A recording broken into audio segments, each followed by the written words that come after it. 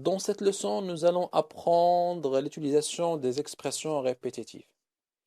En effet, il y a trois formes d'exprimer la répétition. Il y a l'instruction for, l'instruction while et l'instruction do while. Il y a aussi une autre instruction pour exprimer la répétition en PHP, c'est for each. Nous n'allons pas l'utiliser dans cette leçon, nous allons la traiter lorsque nous allons voir les tableaux. Passons maintenant à notre premier exemple qui utilise l'instruction for. Nous allons passer à la ligne 15. Alors, vous remarquez que dans la ligne 15, on fait appel à l'instruction for pour faire une répétition des instructions. Alors, je fais un rappel, l'instruction for utilise trois parties. Comme vous remarquez, les trois parties sont séparées par des points-virgules. La première partie s'appelle l'initialisation. Vous remarquez ici qu'on affecte $i de la valeur en 1. Alors, cette affectation, bien cette initialisation, est faite une seule fois. La deuxième partie, c'est la condition qui détermine l'arrêt ou bien la continuité de la répétition. Et la troisième partie, c'est l'expression. Généralement, dans cette partie-là, on met l'incrémentation ou bien la décrémentation. Ça dépend de la situation. Alors, vous remarquez ici que l'instruction for va répéter les deux instructions qui sont dans la ligne 17 et la ligne 18. C'est pour ça que j'ai mis les accolades dans la ligne 16 et les accolades dans la ligne 19. C'est obligatoire. Donc, si l'instruction for va répéter une seule instruction, dans ce cas-là, on n'est pas obligé de mettre les accolades. Par contre, si l'instruction va répéter plusieurs instructions, dans ce cas-là, on est obligé de mettre les accolades. Dans notre cas, la boucle for s'applique sur deux instructions, 17 et 18. Donc, c'est pour ça qu'il faut mettre obligatoirement les accolades. Si on oublie de mettre les accolades, la boucle for va s'appliquer que à la ligne 17, que sur l'instruction $résultat reçoit 2 fois $i. Cette instruction ne sera pas exécutée qu'à la fin de la boucle, ou bien de l'instruction for. Alors, passons maintenant pour voir ce que fait la boucle for ou bien l'instruction for. On dit l'instruction for ou bien on dit la boucle for aussi. Alors, au début, qu'est-ce qui va se passer? $i reçoit 1, c'est une instruction qui va être exécutée une seule fois, c'est ce que j'ai dit. Donc, $i va recevoir 1. Ensuite, qu'est-ce qu'il va faire? Il va passer à la deuxième partie, à la condition. Il va tester à ce que $i inférieur ou égal à 10. La condition est remplie parce que $i a la valeur 1. Alors ensuite, qu'est-ce qu'il va passer? Il va passer à la ligne 17 où il va calculer $résultat égal à 2 fois $i.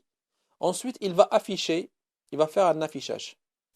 À la fin de l'accolade, la ligne 19, il va passer maintenant à la troisième partie. Il va faire ce qu'on appelle l'incrémentation. $i++.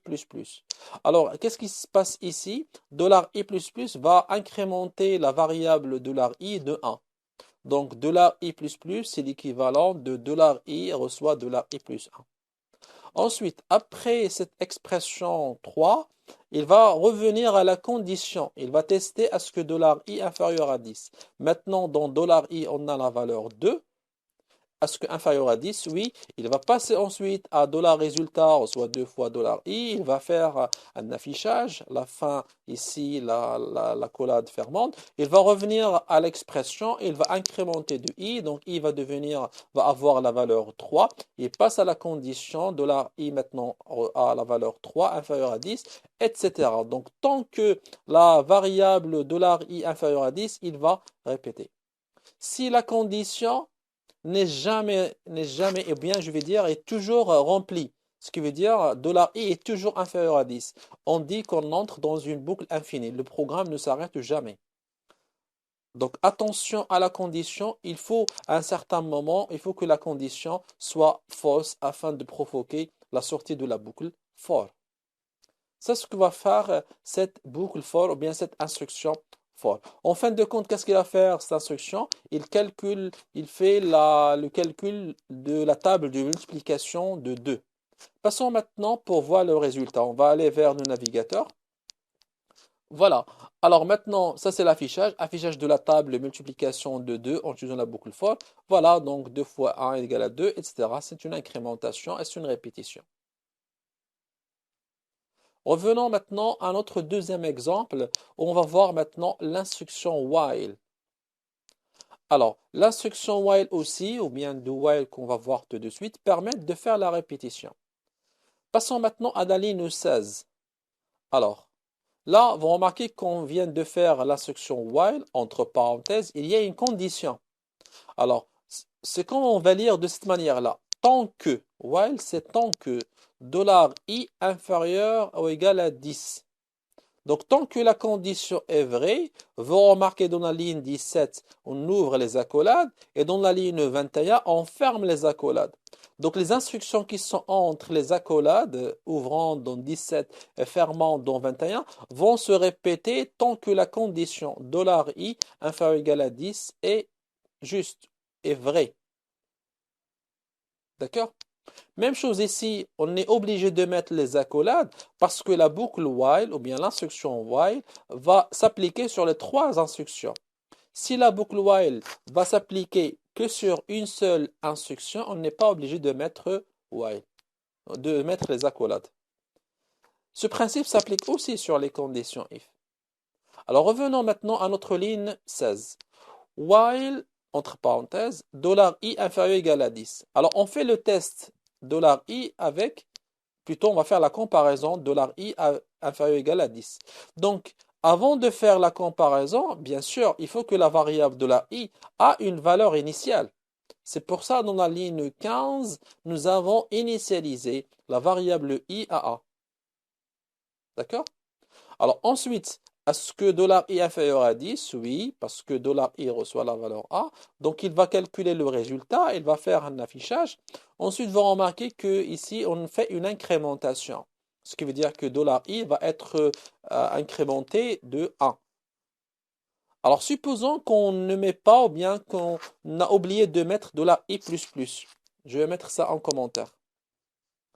Alors, dans ce cas-là, vous allez remarquer que $i va toujours avoir la valeur A. Et je viens de dire toujours. Ce qui veut dire que la condition sera toujours vraie, ce qui veut dire que la boucle while ne s'arrête jamais. Donc, attention, j'ai dit tout à l'heure, et je le dis maintenant pour while, il faut que la condition à un certain moment dans les boucles doit être fausse. Passons maintenant à do while. Alors, while et do while, c'est la même chose, avec une petite différence. Ici, on remarque dans la ligne 29. Alors, on met do, on ouvre les accolades, il va répéter les instructions de tout à l'heure, ensuite on ferme les accolades, ensuite il y a while. Alors, première constatation, à première vue, vous remarquez que while, ici, il est à la fin des instructions. Par contre, tout à l'heure, ici, dans la ligne 16, vous remarquez que while, il est au début. Cela veut dire que avant de répéter les instructions, il faut d'abord qu'il fait un test. Supposons par exemple que j'ai mis dans $i ici, je viens de mettre 11. Alors, dans ce cas-là, while $i, est-ce que $i inférieur ou égal à 10? Non. Donc, la condition est fausse. Il ne va pas entrer pour faire la répétition. Contrairement ici, si je mets 11, vous remarquez qu'il va faire l'exécution des instructions. Ensuite, à la fin, il va faire le test. Il va constater que $i n'est pas inférieur à 10. Donc, la différence entre while et do while, c'est qu'au niveau do while, il fait d'abord le test. Si la condition n'est pas remplie, il ne va pas entrer pour faire l'exécution des instructions. Contrairement à do while, donc la boucle ou bien l'instruction do while répète les instructions au minimum une fois. Et ça, c'est la différence. Passons maintenant pour voir le résultat des deux instructions. Alors, ça c'est while, c'est le même résultat que for de tout à l'heure. Et ça, c'est l'expression de do while. Il nous donne la même table de multiplication.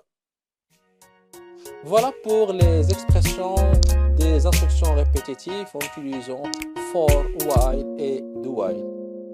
À bientôt.